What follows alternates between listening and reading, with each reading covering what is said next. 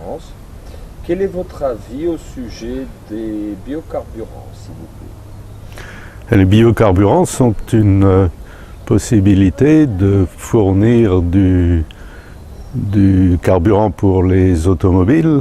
Les automobiles continueront à être utilisés pendant très très longtemps, non pas pour des questions de carburant, mais pour les questions d'investissement. Tous les États ont créé des réseaux routiers extrêmement importants, l'investissement est énorme et cet investissement continuera à être utilisé. Les voitures continueront à circuler avec des carburants qu'on ne connaît pas encore aujourd'hui. Il y aura certainement les biocarburants, il y aura toujours les carburants fossiles puisqu'il n'y a pas de raison de ne pas les utiliser et éventuellement d'autres qui seront fournis par les techniques et les diverses recherches qui sont faites. Quel est votre avis au sujet de la déforestation de l'Amazonie et de ses causes? Quelles sont les causes à votre avis? Bon, les causes, c'est l'augmentation de la population mondiale, mais le problème est un problème brésilien. C'est aux Brésiliens de régler ce problème.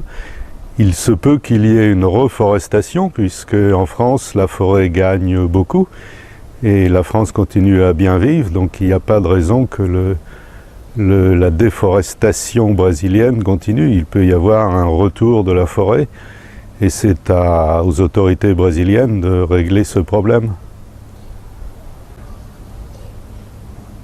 Est-ce que vous avez entendu parler de la crise alimentaire et à votre avis, quelles sont les raisons qui l'ont causée? Bon, j'en ai entendu parler comme tout le monde, mais les raisons sont tout simplement des raisons climatiques. Il y a eu plusieurs années avec de mauvaises récoltes.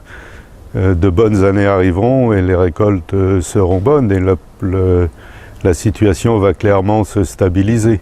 C'est des variations dues au climat. Est-ce que vous croyez que l'énergie éolienne et des autres sources alternatives d'énergie sont une bonne solution pour l'humanité? Oui, c'est certainement une très bonne solution, mais la production d'énergie par ces moyens est très limitée et on ne peut pas empêcher d'avoir une source d'énergie massive. Et la seule source actuellement disponible est l'énergie nucléaire. Il en existera peut-être d'autres plus tard, mais on ne peut pas imaginer des grands changements dans les années à venir. Il y aura la production massive par l'énergie nucléaire et une production d'appoint par toutes les autres sources.